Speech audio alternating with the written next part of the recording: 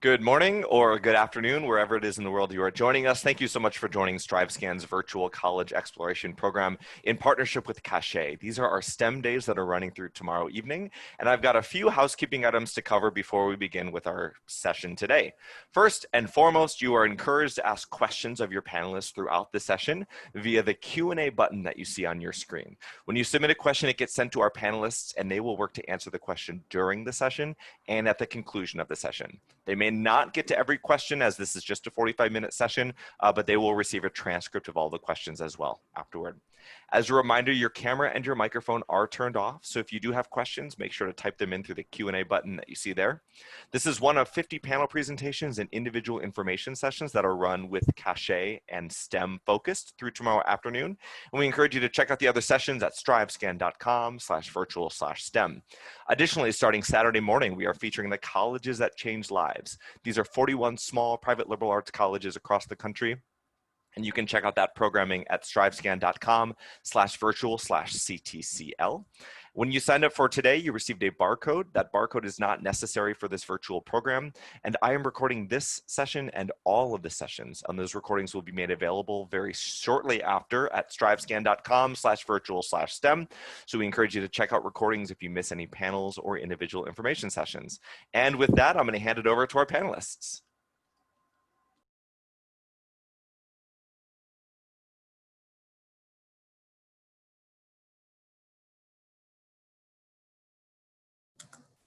All right, thank you, Zach, for that warm introduction. My name is Marlena, and I am an admissions coordinator from Rutgers University, New Brunswick.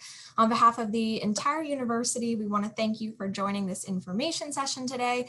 We are very sorry that circumstances do not allow for us to meet you all in person, but we're happy to have this platform where we can still share a little bit about ourselves and Rutgers with you.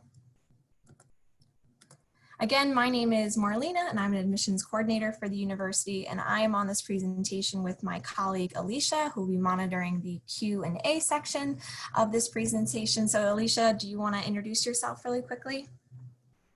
Good morning, everyone. My name is Alicia Shah. I'm the admissions officer for Rutgers University undergraduate admissions. Both Marlena and I are Rutgers alum. We loved our undergraduate experience so much we decided to come back and work here full time. And before joining admissions, I was actually the academic advisor for School of Engineering. So you can ask me whatever you like and I should have an answer for you. Thank you, Alicia. That was a great introduction. As she mentioned, she used to work for the School of Engineering, so she has a breadth of knowledge for engineering and STEM majors in general. So if you have questions throughout this presentation, you can use the Q&A function, and we will also have about 15 minutes at the end to answer questions live so that everyone can hear. But let's get started. So for those of you that don't know, right off the bat, Rutgers was founded in 1766. And for any history buffs out there, that makes us 10 years older than the United States itself and the 8th oldest university in the nation. Rutgers is a world-renowned research institution, and our name really carries weight. Our prestige among the health professions office and fields is a prime location that just attracts students from all over the world. And because we are a public state university, Rutgers is a great value for students with an even greater return on investment. I did mention that Rutgers is a world-renowned research institution, and that reputation has earned us a place in the Association of American Universities. And the AAU is an invitation-only association that is comprised of the top research institutions in the US and Canada.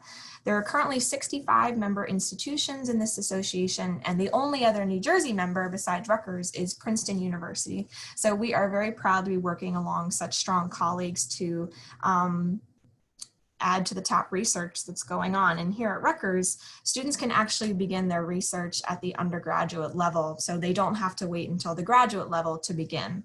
An amazing example of Rutgers research that made recent headlines is the saliva-based COVID test that was released at the end of this past spring. And the Rutgers name appeared in every news source and was acknowledged by the governor and the president. And we are so proud and thankful for the work that our researchers did to make that test possible.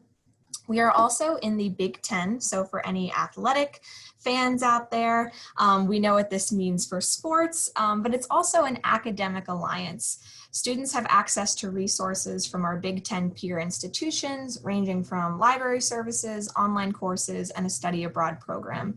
So what that basically means is if there's something another Big Ten school is offering, you could take advantage of it here at Rutgers. We are all about maximizing the amount of opportunities for our students without ever leaving our home base. So a big school really just means big opportunities, both inside and outside of the classroom. Yes, we're a big school. We have almost 36,000 undergraduate students, but again, that just means big opportunities. And I would like to point out that we do have a 16-to-1 student faculty ratio, which I think is impressive for a school our size. And that means that there is plenty of student engagement in the classroom. Students get one-on-one time with faculty who are experts in their field and are conducting high-level research. And it's these connections that are how students get mentors, internships, or even get involved in research projects. We have over 100 different programs of studies, over 600 plus student organizations, 150 study abroad programs. So what I'm getting at is you will find your people and you will find your home. Location, location, location. So you have heard a little bit about the opportunities that Rutgers has had just within the campus community, but these are all opportunities that are multiplied even more when you factor in our location in Central Jersey. Headquarters of major companies are located in New Jersey, but we also have those who are located in New York City and Philadelphia. Rutgers is situated perfectly so that students have access to two major metropolitan areas. As the slide says, you can get to New York City in about 45 minutes. That's Penn Station, New York City, and about 1 hour to Philadelphia. NJ Transit runs right through our campus, and the train station is right on campus. And it's not blocks away, it's literally steps away from your residence halls and academic buildings. So students use this to their advantage, not only when they're looking for jobs, internships, co-ops, etc., but as a part of their social experience as well.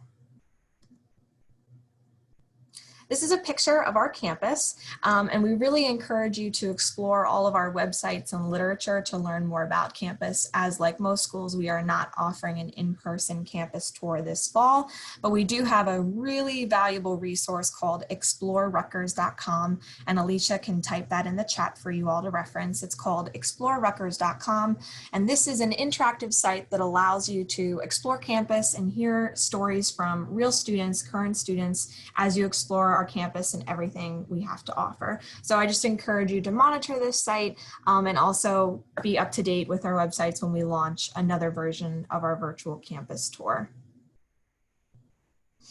I want to do a quick overview of the schools that you can actually apply to at Rutgers. While this is a mostly STEM focused presentation, you should know that there are STEM majors in 6 of the 7 first-year schools when you apply to Rutgers. So the 7 schools in red up at the top are known as first-year schools. So all of those are open to you to apply to as a first-year student.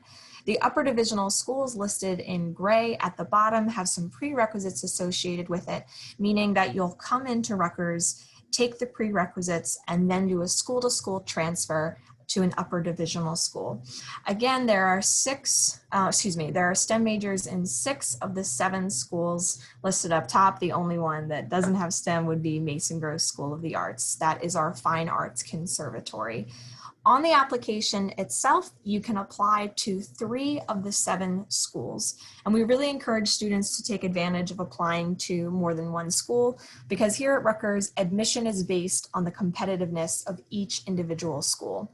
So what that means is if you apply to 3 schools, let's take the first 3, the School of Arts and Sciences, the School of Pharmacy, and the School of Engineering, you could be admitted to all 3, 2 of the 3, 1 out of the 3, or 0 out of the 3. So the more schools that you apply to, you're just increasing your overall chances of being admitted. If you do not get in, if you're not admitted to the school that you really wanted to be a part of, but you're admitted to another school at Rutgers, you can do a school-to-school transfer. And again, you would just be taking the prerequisites associated with the school of your intention and then transfer.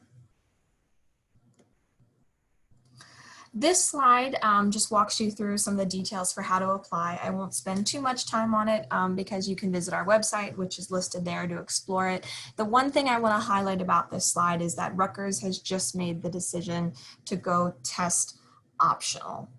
A lot of schools are doing this, so we followed suit because it's the best thing for our students at this time. So if you have taken the SAT or the ACT, you are welcome to submit those scores. But if you choose not to submit a standardized test score, you will still be given full admissions consideration, and we will evaluate all information that you provide us within the application. So if you do choose to submit a standardized testing score, that's great, and we will certainly review it and use it to consider your admissions decision. But if you don't, it won't be held against you, and we will review all other academic information. So that's what I want to point out on this slide, that Rutgers has gone test optional. And I also want to highlight the deadlines for application really quickly. Here at Rutgers, we do not have an early decision deadline. We have early action and regular decision.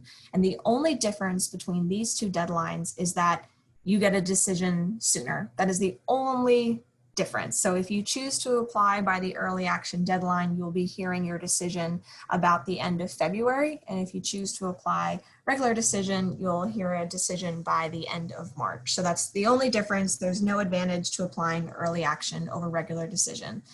The regular decision deadline is very important, however, because it is the last possible day to be considered and reviewed for all merit-based scholarships, the Honors College, and the Honors Program. If you apply at any time to Rutgers up until December 1st, you are automatically considered for all of those items I just mentioned. There is no separate application for scholarships, the Honors College, or the Honors Program. You will automatically be considered and reviewed. So jumping into a little bit about STEM at Rutgers and why it's a great place to study STEM majors, I want to highlight health professions at Rutgers. Rutgers is a hub for studying any type of health professional work. One of the main reasons that we have 3 hospitals in the downtown New Brunswick area. So again, they're not blocks away, they are steps away from your residence halls and your academic buildings. So this just increases your opportunities to get hands-on experience during your undergraduate career. We have a health professions office on campus, which is specialized in career placement and career services. So if you have an intention to be pre-med, pre-vet, pre-dental, or some type of health professional career, you'll be working with the health professions office during your undergraduate time to make sure that you can make yourself the most attractive candidate for when you apply to med school or another professional school. We do have 2 medical schools within the Rutgers system. We have one in Rutgers, New Brunswick, which is the school Alicia and I are representing today. And we also have a medical school in Rutgers, Newark, which is one of our branch campuses. Are you interested in studying biology? So I threw this slide in here to make 2 points. The first point is that there's a lot of different types of biology that you can study. And the second point that I want to address is, while this is a STEM-focused presentation, there may be some of you who are watching today that don't quite know what you want to study yet. And if we were in person during a normal info session, I would poll the audience and ask you, what do you think the most popular major is at Rutgers? And usually one of the top answers that people give me is biology. However, it's kind of a trick question because the answer is undecided. And that's not just a Rutgers statistic, that's actually a national statistic, that the average student doesn't actually know what they want to study. And that is completely fine. Here at Rutgers, you are not actually applying to a major on your application, you are just applying to a school. So that slide that I showed you, those 7 first-year schools in red, those are the schools that you're applying to. And once you've decided on a school, you can declare a major.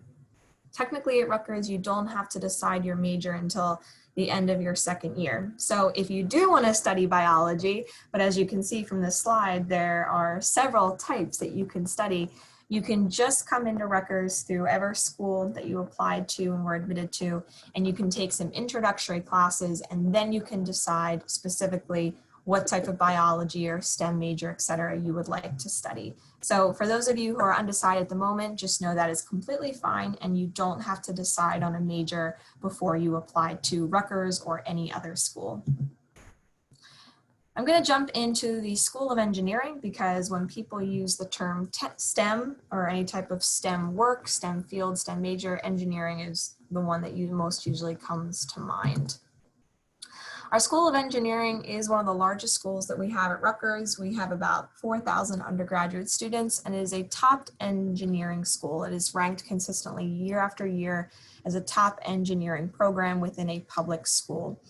We have 10 programs to choose from, but as I mentioned on the previous slide, you don't have to know what type of engineering you want to study. You're just going to come into the School of Engineering and take an introductory class that actually explores all 10 different types.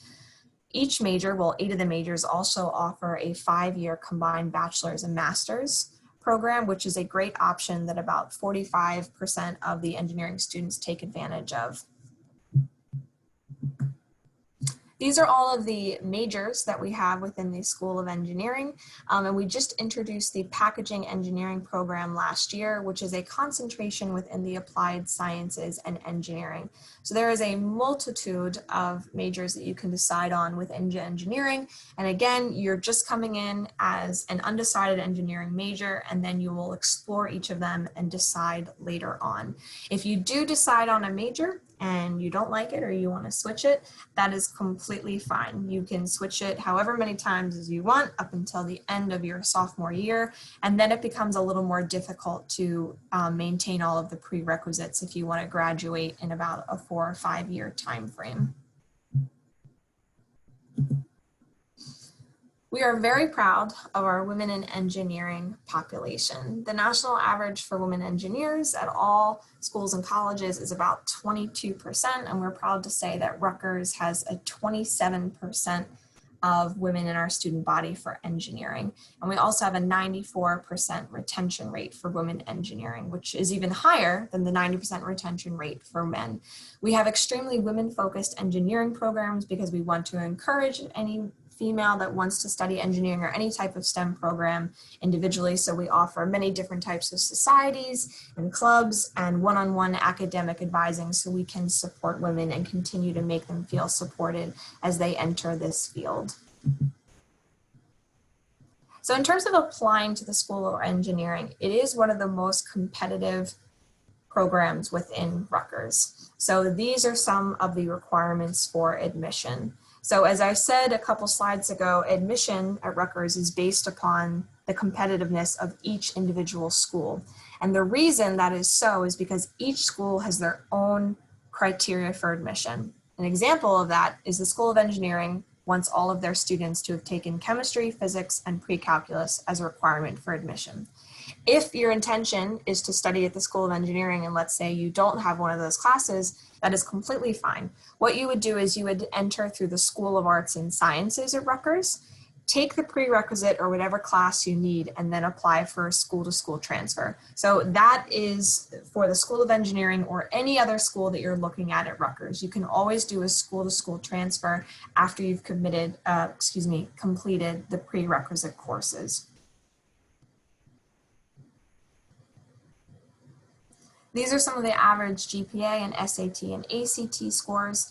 However, with the test optional policy that we just implemented, we won't be looking as rigorously as standardized testing, but if you choose to submit it, they will certainly be considered. So the majority of the academic evaluation for your application will be looking at your GPA, your class rank, if it applies within your school, and also class rigor. So we're not just looking at how well you did in your classes, we're looking at what types of classes you took. For example, did you take advantage of any honors or AP classes necessarily? So that's what I mean by class rigor. The School of Arts and Sciences is also a hub for STEM majors, one of the most popular being computer science, which is one of the fastest growing majors within the STEM field. We have 6 tracks available. So these aren't individual majors, these are concentrations. So your major would be computer science, and these are the tracks or concentrations that you can choose from. You don't have to decide on a track or concentration until your 2nd or 3rd year. Your first 2 years are going to be focused on just taking general computer science courses and prereqs that are going to take up the majority of your course curriculum.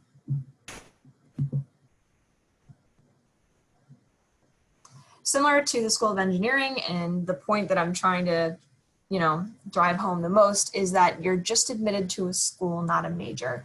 So For example, for computer science, you would just be admitted to the School of Arts and Sciences and then declare a major later on. For the computer science major specifically, this is true because students have to take 5 prerequisite courses before they can actually become a computer science major. They have to take 2 calculus math courses and 3 specific computer science courses and obtain a grade of C or better, and then they can actually declare themselves a computer science major. At Rutgers, you can get a BA or a BS in computer science. That's a Bachelor of Arts or a Bachelor of Science. The major itself is the exact same. It's taught by the same professors. It is the exact same course curriculum. However, the Bachelor of Arts has more elective credits, and the BS, the Bachelor of Science, just has 2 more computer science classes and is more math and science heavy. But other than that, there is no difference, and there's no difference in the career opportunities that you would get from being a computer science, regardless of whether you obtain a BA or a BS in it. These are some hidden gem STEM majors at Rutgers that a lot of people don't think of necessarily when they associate the word STEM with a career. We have a business analytics and information technology major, which actually falls in our business school. And then we have several of our other offerings within various schools. The School of Communication and Information also has a STEM major. It's called Information Technology and Informatics. Many of these majors, you can include a minor, you can double major, so you can really combine course curriculums to design a one-of-a-kind area of study that's best for you. So we've talked a lot about how you don't have to decide a major until the end of your 2nd year at Rutgers. You also don't have to declare a minor until later in your academic career as well. We want you to explore multiple passions. There's a real trend in higher education right now to be a well-rounded student and to pick up other fields and passions of yours that will just give you the most attractive candidacy for any type of job or internship that you're looking to apply to. So I would encourage all of you while you're researching majors to also look at potential double majors and minors. With STEM majors in particularly, double majoring is difficult. It's not impossible, but it is difficult. So for any of you who already know that you want a double major, I would just encourage you to work with your academic advisors and continue to work with your high school counselors right now just to determine the best course of action. The reason it's difficult is because many STEM majors are credit intensive because you're taking so many math and science courses. You're not taking general free electives. So it is possible to double major. It's just a little difficult. So we want you to work with your academic advisors and be meeting with them regularly. If you're not interested in double majoring, I would really consider having a minor though. And in some schools, it's even a requirement. For example, all students in the School of Arts and Sciences are required to have a minor. So that wraps up the presentation part. I know I covered a lot of information, so I'd be happy to go back in and revisit any slides. But I'm going to ask my colleague Alicia to start answering some of the questions, and I'll jump in and move around the slides as necessary. Thank you, Marlena. Yes, so please ask whatever questions you may have. If you need additional clarification on something, you can type your questions into the chat box, then I'll read the question out loud and answer it. So what is the most popular class/program within the School of Engineering? Kind of a hard question to answer, I would say, because within engineering, you know, the curricula is pretty rigid. So students are taking certain classes within their major, but I will tell you that when I was an advisor there, one class or a couple classes that I saw that were increasing in enrollment every semester were the Intro to Packaging Engineering and CAD for Packaging Engineering. The Packaging Engineering program is within Applied Sciences, and packaging engineering is really evolving. Rutgers is actually one of the only universities in the country that has a packaging engineering program. And every October, I'm not sure what they're going to do this October, but historically every October they have a great banquet for students who are enrolled in either the packaging engineering major, certificate, or any of the packaging engineering classes. And they invite the students to come out and attend a networking banquet where they can get internships and jobs. They're meeting with different companies, and they're big companies like Church and Dwight. I believe Apple was there last year. Amazon was a sponsor 2 years ago. And their goal is to recruit students that need internships and jobs that will be graduating with a packaging engineering degree. So I know that was kind of a long-winded answer, but I was seeing a lot of interest in the packaging engineering courses within the School of Engineering. How important is the course rigor? Is that the primary criteria in your decision?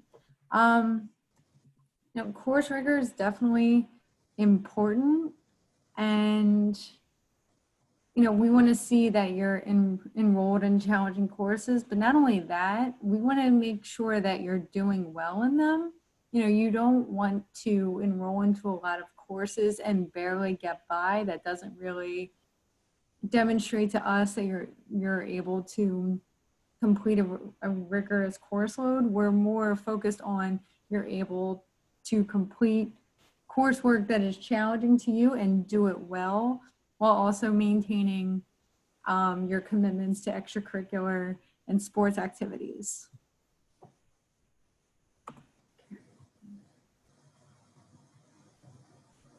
Give me 1 second. I'm just going to go through and make sure I'm answering them in order. What are some of the prerequisites for business analytics and information technology? Maybe I'll have Marlena just put a link out there where you can review the courses that are required to earn the degree. For students that are admitted into business school, they do have to take, I believe, 6 courses before you can start pursuing your business major. So if I could ask Marlena just to share the link where you can review the business analytics and information technology curriculum, that would definitely be helpful. Sure, I will do that right now. Thank you. Where do people go after graduating from the computer science field? That's a good question. They actually go into a variety of different fields. Marlena, if you could go back to the slide that has the 6 different career paths within, or the 6 different tracks within computer science. There we go, thank you. So within computer science, you can pursue one of these 6 tracks: computing concepts and themes, computer and software systems, computer security, software engineering and information management, graphics and vision, artificial intelligence, and cognitive science. So after completing one of those tracks, students usually end up in a field that's very similar or exactly aligned with what they're studying. While I don't have any concrete information of what companies they end up in, I'm sure we could get that information from the Office of Career and Exploration Services. Do you admit more students during the early action period? No, we just, we review applications as they come in. It's not that we're admitting more students during a certain time of the year. We just admit them or we provide an admissions decision, good or bad, as the applications come in and are complete. What does the biomedical engineering program look like? Class styles, courses to take, etc. I'll come back to that. I can send you the biomedical engineering handbook. It is very informative, very useful. It'll give you an overview of the entire program. It'll give you the curriculum for what courses you're going to be taking, the different tracks within biomedical engineering, every course that's offered in the biomedical engineering program, and as well as the course descriptions. So if you hang tight, I can get you that handbook in a moment. What is the difference between computer engineering and computer science? Computer engineering is really, I would say, building out the different kinds of technology, and computer science is understanding how to use that technology. So one is more so hardware and the other is software. That's the best way I can explain it. What is the average class size for computer science? You know, when you're in your introductory to computer science courses and data structures, you know, your introductory classes are probably going to be about 100 to 200 students, depending on, you know, I would say depending on the time of the day that you're enrolled in the course, really. But the more you get into your courses, the more advanced the courses become, your class sizes become smaller and smaller. Marlena had mentioned that our average faculty to student ratio is 16:1, and that does hold true. You know, the outliers you're going to see are the introductory level classes that you take your first year. Those classes are going to be a little bit bigger. But again, as you progress in your subject and your field, you're going to see that your class sizes get smaller. What companies does Rutgers have good relations with? Oh man, a lot. Ooh, I'll take this if you want. Okay. And then you can look up the course curriculum for that Sure. one student to Thank you. send. Yes. So Rutgers has one of the most expansive and comprehensive career services departments in the nation. Every single year we have a mega job and internship fair where we bring about 500 employers to campus that seek out Rutgers grads and current students specifically because they know that our students are high caliber. They also host on-campus interviews. So the department will bring recruiters from various companies to campus for students to interview with. And these recruiters return because they know the quality of our students. With COVID-19, Career Explorations has moved many of these functions online, so you can still participate in them virtually and take advantage of the offerings. But in terms of companies that we have good relationship with, specifically for STEM majors, Amazon and Google and Merck are the most popular employers just for STEM majors that we have very good relationships with. There are many different types of research opportunities that you can have at Rutgers. We talked about it at the beginning that you can get involved in research as early as your first year. And the great thing about Rutgers is in order for all of our faculty to remain faculty at Rutgers, they have to be engaged in research every single semester. So all of your professors are doing research in a multitude of fields. So the best way is just to actually go up to your professor at the end of class and ask them what they're working on and ask if you can get involved. There are some paid research opportunities on campus, some are unpaid, but in terms of internships, you're mostly going to be working with the Career Services Department and meeting with an advisor there to discuss your career goals and what type of companies that you would like to pursue and get involved with. Thank you, Marlena. So the next question, do you consider dual enrollment computer science classes taken at a community college for credit? That is kind of a complicated question because dual enrollment, getting credit for dual enrollment is going to depend on the school that you end up enrolling into. So computer science is part of School of Arts and Sciences, and their dual enrollment credit policy just varies course by course. I'm not 100% sure what it is for the STEM courses, so you may receive transfer credit for it, but it just may not fulfill a computer science requirement. But you know, keep in mind that you want to be taking your computer science heavy courses at Rutgers because the content is only going to build and get harder.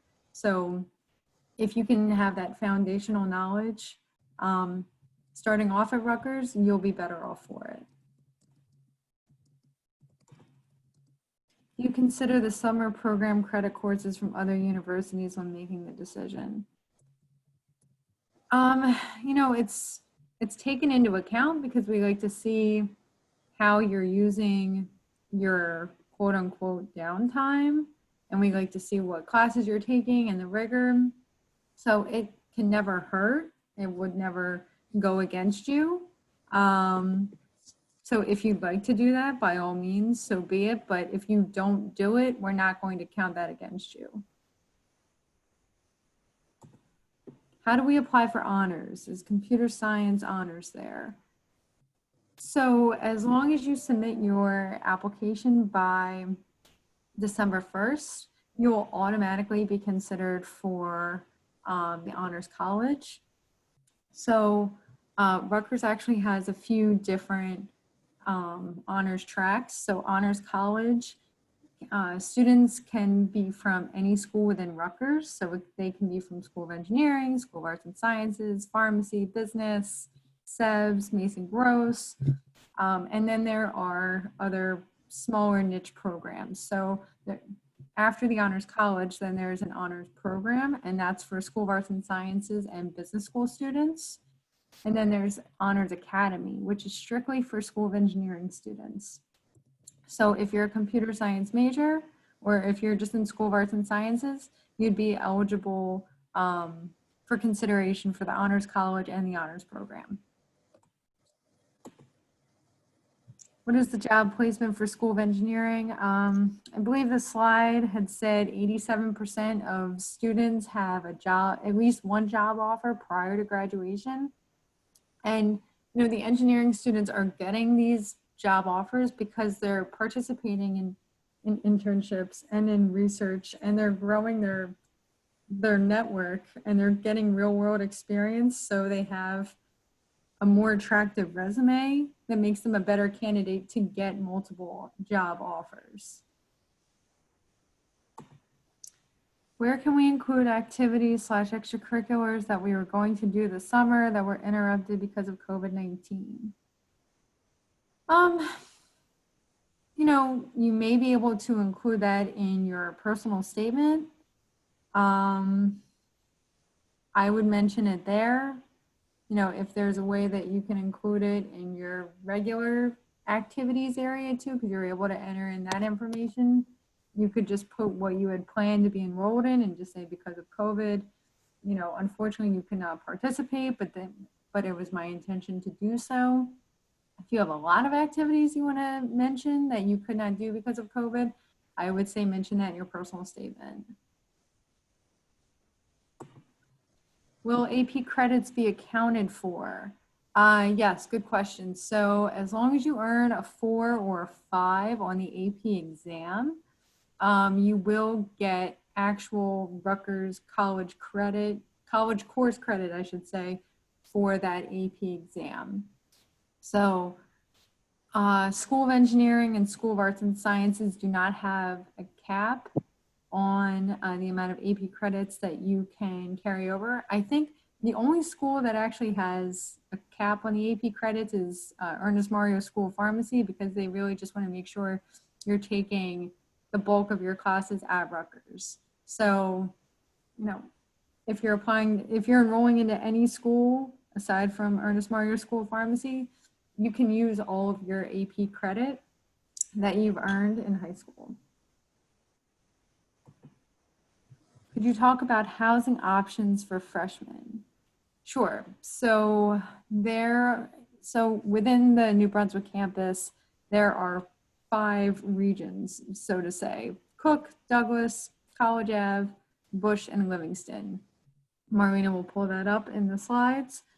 And on those campuses, there are first-year dorms that the first-year students can live in. And you're not required to live on a certain campus depending on your major. You are more than welcome to live anywhere you would like, unless you're in the Honors College. Honors College does have a first-year residency requirement, but that's fine because the Honors College dorm is beautiful and you will definitely want to live there. But you can live on any of the 5 campuses. If you look at the slide, that's up now. The top middle picture is an aerial view of how the New Brunswick campus is laid out. So Bush and Livingston campuses are up top, and then College Avenue is right across the river, and then a little bit more south are the Cook Douglas campuses. So Bush campus is actually your more STEM intensive campus. So that's where pharmacy, the School of Pharmacy is, that's where School of Engineering is, physics department, psychology buildings. That's also where one day we'll all go and gather to watch football again. Livingston campus is where Rutgers Business School is. College Avenue campus has more of the liberal arts feel, and that's where the Honors College is. And then Cook and Douglas are a little bit more down below. And Cook has like an actual farm. We have animal sciences, and we have different majors that are agricultural, food science based like that. And then Douglas used to be our more women's only residential college, but men can actually live there now, and they have more liberal arts and female focused majors. Could we speak to transportation options to get around campus for students? Yes, good question. So Rutgers actually has the second largest bus system in New Jersey behind NJ Transit, if you can believe it.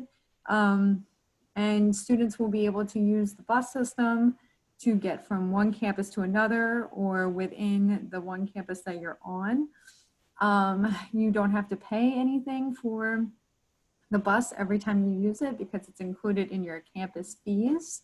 It's free to use. It runs from, I think, 6 a.m. to 12 o'clock, midnight. And then we actually have other transportation modes that you can use after the buses stop running.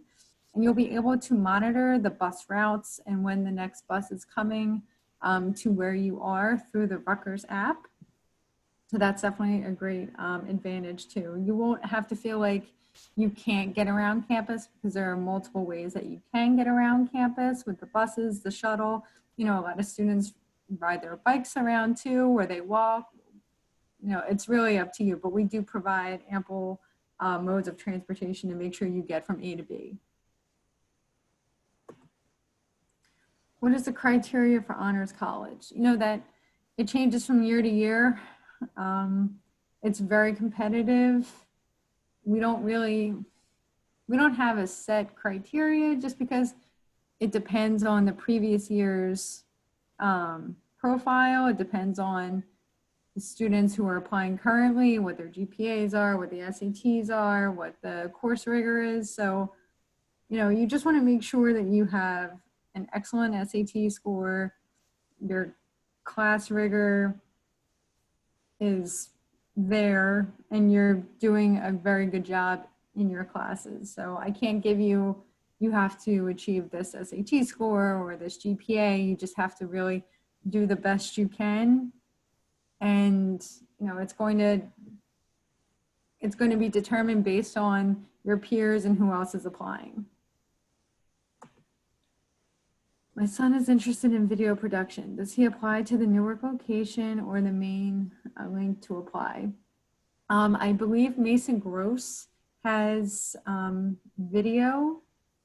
Marina, if you could just pull up the Mason Gross link and maybe share that, that it goes over like video production and video editing, I think that would definitely be helpful. Thank you.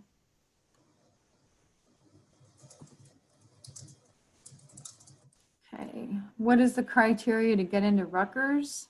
It really just depends on what campus, I'm sorry, not what campus, what school you want to apply to. The GPA ranges are a little bit different. The SAT ranges are a little bit different.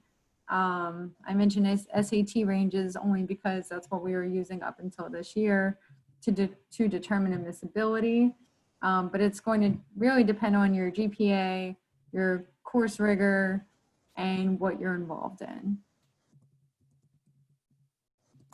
Housing options for freshmen, like I had mentioned before, every campus within New Brunswick has first year dorms that the first year students can live in.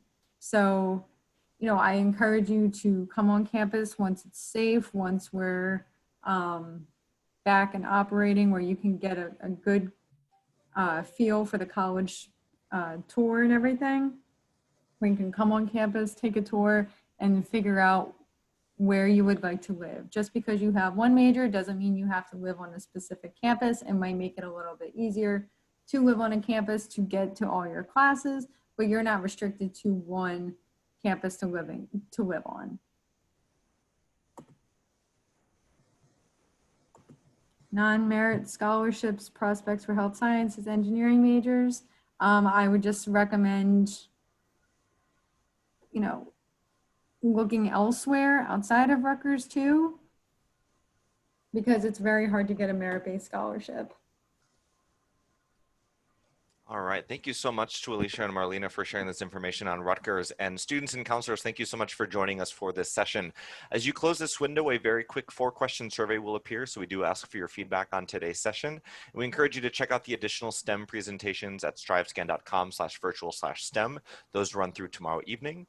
And then we are also highlighting the colleges that change lives starting Saturday morning, 41 small private liberal arts colleges, strivescan.com/virtual/CTCL. All of these recordings will be available at strivescan.com/virtual/STEM. Thanks so much, everyone. Have a great day.